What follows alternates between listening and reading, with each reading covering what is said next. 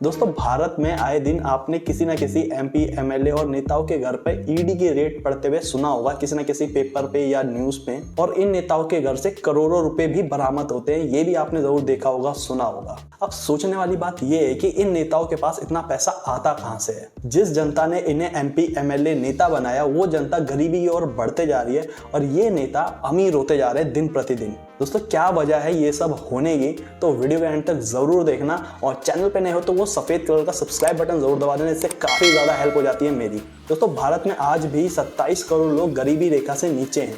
भारत की आजादी के टाइम 80% पॉपुलेशन गरीबी रेखा से नीचे थी। भारत में एक आदमी को डेली खाना खाने के लिए 100 रुपए चाहिए, बट भारत में गरीब की इनकम 50 से 55 रुपए है। दोस्तों, भारत में ज्यादातर गरीब किसान और मजदूर वर्ग से बिलोंग करता है।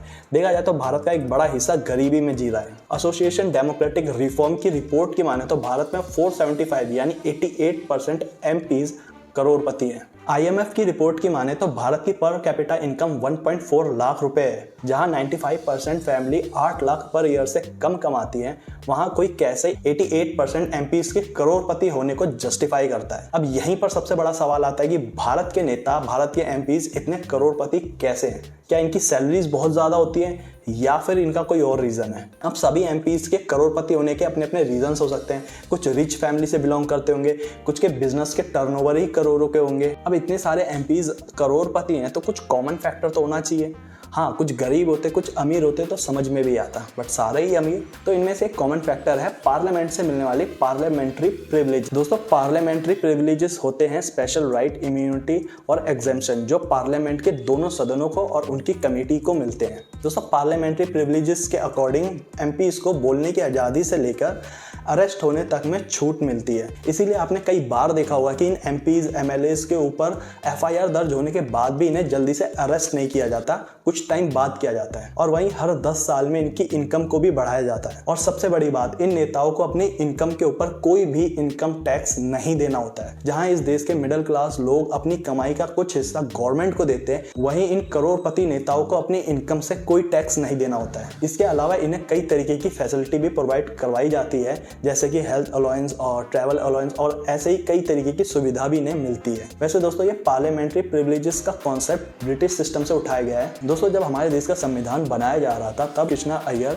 और भीमराव अंबेडकर का ये मानना था कि पार्लियामेंट के मेंबर्स को कुछ प्रिविलेजेस भी देने चाहिए। बट उस समय असेंबली के पास इतना टाइम नहीं था कि एक फेयर लिस्ट बनाई जाए, इसलिए ब्रिटिश सिस्टम से एक कॉन्सेप्ट उठाया गया और उसे यहाँ पे डाल दिया गया। और ये माना गया कि जैसे जैसे आगे चलकर जरूरत पड़ेगी इन प्रिविलेजेस को चेंज करने की, इन्हें चेंज किया जाएगा। बट आज तक कोई भी फेयर चेंज नहीं किया गया है इन प्रिविलेजेस को लेकर। कई बार तो इन प्रिविलेजेस का मिसयूज भी आपको देखने को मिलता है, और जिसकी वजह से ये एमपीज और नेता काफी ज्यादा पावरफुल हो जाते हैं। रिच एमपीज और पुअर पब्लिक का सबसे बड़ा रीजन है इन एमपीज को मिलने वाले प्रिविलेजेस, अलाउंस और पेंशंस। भारत के एक एमपी की जो सैलरी है पर मंथ 1 लाख रुपीज थी बिफोर कोविड को देखते हुए इसे 70,000 रुपए कर दिया गया था, जिसमें कोई इनकम टैक्स नहीं लगता। दोस्तों, भारत के एक एमपी को डेली बेसिस पे 2000 के अलाउंस मिलते हैं। दोस्तों, आपको जान के हैरानी होगी कि भारत के नेताओं की सैलरी से ज्यादा तो उनके अलाउंस ही उनको मिल जाते हैं। दोस्तों, इन अलाउंस की लिस्ट काफी लंबी है, सो मैंने कुछ अलाउंस के बारे में इसमें बात की है, जैसे कि 4,08,000 per year air travel allowance, 5,000 तक का rail travel allowance, 4,000 water allowance, 4,000 electricity allowance. और यही नहीं, इन सब के अलावा एक एमपी को पर मंथ 1.5 लाख तक का अलाउंस मिलता है। अब वरना सैलरी से कई ज्यादा अलाउंस। दोस्तों, आपको जान के हैरानी होगी कि इन नेताओं को पार्लियामेंट में 24 तरीके के लंच और 18 तरीके के स्नैक्स प्रोवाइड किए जाते हैं, और जिनकी प्राइस काफी ज्यादा कम होती है। फॉर एग्जांपल, अगर 70 रुपए की चीज है तो उन्हें 10 रुपए में मिलेगी, और अगर कोई 10 रुपए की चीज है तो उन्हें 2 रुपए में मिलेगी। इतनी सब्सिडी देश के गरीब लोगों को मिलती तो शायद कितना अच्छा होता, बट इतनी सब्सिडी तो देश के करोड़पति नेताओं को मिलती है। मुझे लगता है शायद इन्हें ज्यादा ही जरूरत होगी इन सब्सिडी की। दोस्तों, भारत में हर एक एमपी को MPLAD की स्कीम के तहत 5 करोड़ रुपए मिलते हैं पब्लिक के ऊपर खर्च करने के लिए, डेवलपमेंट के लिए। अनफॉर्चुनेटली इस फंड का सही तरीके के यूज नहीं होता, और यहीं पे सबसे ज्यादा करप्शन आपको देखने को मिलता है, क्योंकि इन पैसों का सबसे ज्यादा मिसयूज किया जाता है। तो दोस्तों, नेक्स्ट टाइम जब आप वोट करने जाओ तो ये जरूर चेक कर लेना कि आपके एमपीज ने अपने फंड में से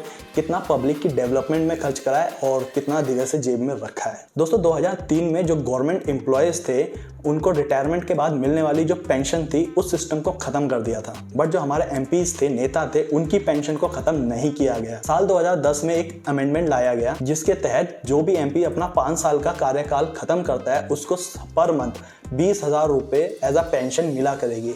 यही नहीं, अगर कोई एमपी 1 साल के लिए भी बनता है उसको भी ये फैसिलिटी मिलेगी, उसको भी ये पेंशन्स मिलेंगे। यही नहीं दोस्तों, रिटायरमेंट के बाद भी एमपीज को कई तरीके की फैसिलिटी प्रोवाइड की जाती है, हेल्थ अलाउंस से लेकर ट्रैवल अलाउंस तक। दोस्तों भारत में 3,580 एमपी रिटायर हैं जो पेंशन ले रहे हैं। 2017-18 में 58 करोड़ रुपए पर मंथ एमपी के पेंशन पे खर्च होते हैं और वहीं 2018-19 में ये पैसे बढ़कर 70 करोड़ हो गए। और यहाँ पे सोचने वाली बात तो ये आती है कि इस देश के करोड़पति एमपी को क्या पर 20,000 रुपए पेंशन की जरूरत है? दोस्तों आपका क्या ओपिनियन है इस बारे में मुझे कमेंट करके जरूर बताना। दोस्तों अगर आपको ये कंटेंट अच्छा लगा तो इसे अपने फैमिली और फ्रेंड के साथ जरूर शेयर करना और चैनल पे नए हो तो सब्सक्राइब जरूर कर देना, इससे हमारी काफी ज्यादा हेल्प हो जाती है। और ऐसा ही और कंटेंट लाते रहेंगे, तब तक के लिए बाय बाय, टेक केयर, जय हिंद।